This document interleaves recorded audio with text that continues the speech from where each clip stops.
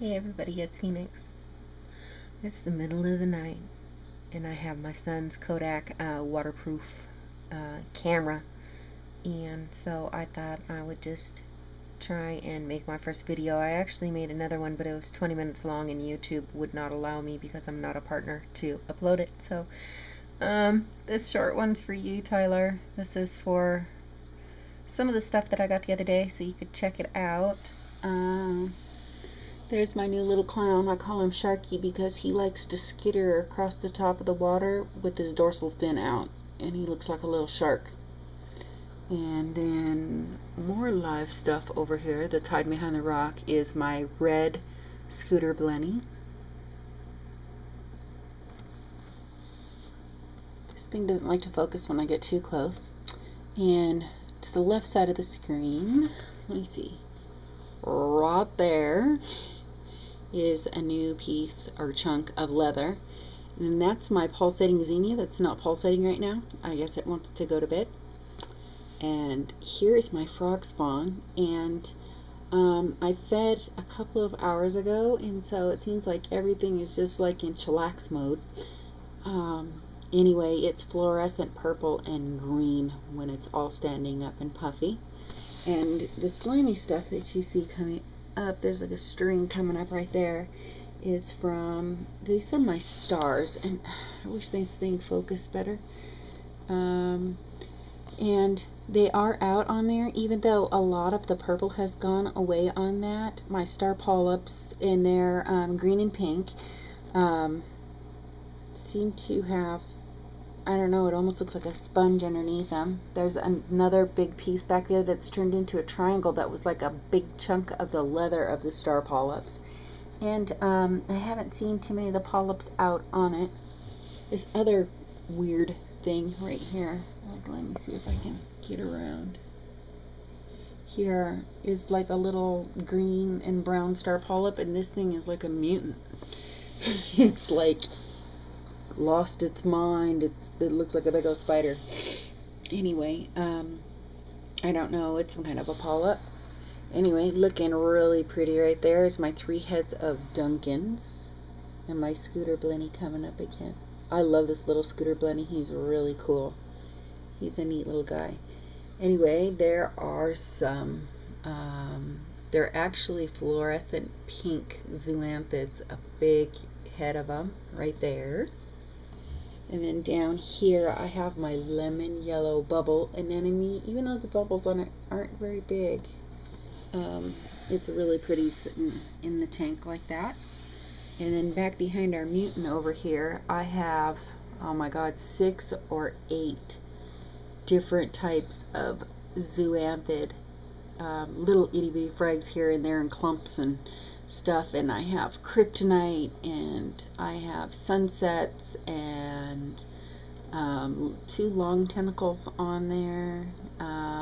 There's some other fluorescent green, some hot pink down here at the bottom.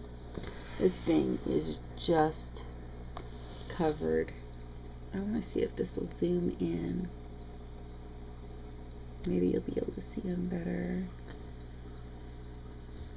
I don't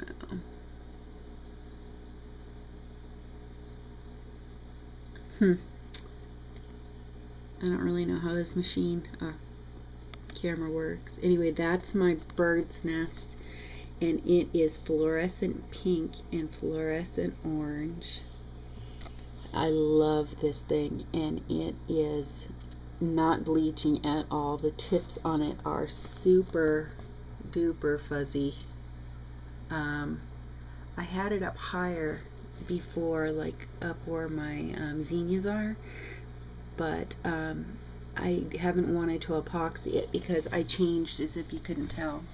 I went in and changed all my rock around so it's more standing up in my tank now, so I could kind of put a little bit more space between everybody and their brother inside of this JBJ 3-gallon Pico tote.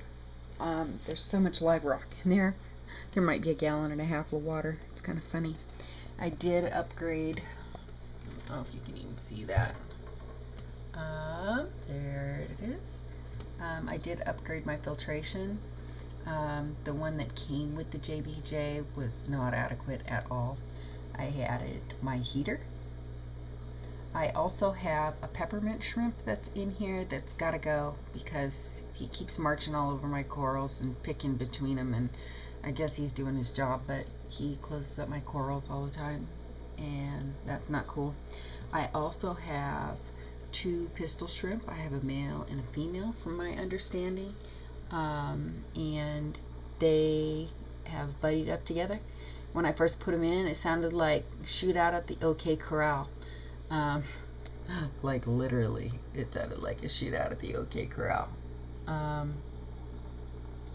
Yep, I'm gonna try and make this video a little bit faster. Anyway, over here, I don't have a light on it right now, is the dispenser, and you can see next to the JBJ how tall the dispenser is.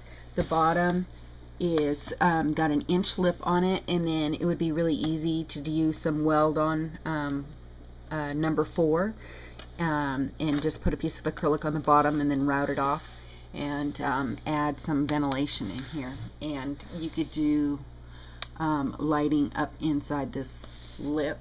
The other thing is here is the lid, and you can tell that it holds a lot of that water in. There's no evaporation, all that condensation on the roof. Anyway, where my hand is right now is you can unscrew this. This is where the ventilation goes, and anyway, that's the idea where I thought that putting the light in would be cool. Where the little handle's at, you could put a hole.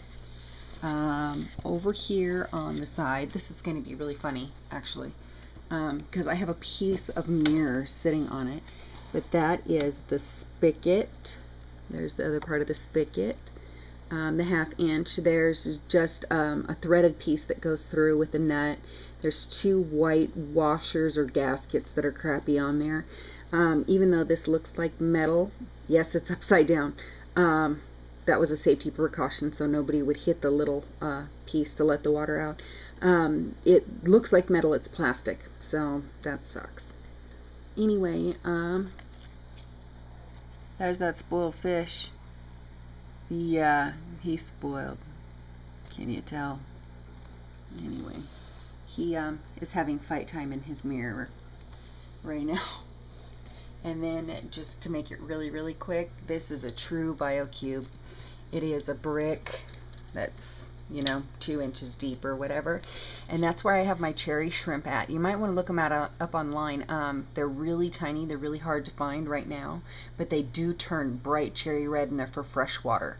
And then I have a little special little guppy guy in there. He's not a fancy tail or whatever, but the hole is up here and it's completely closed off.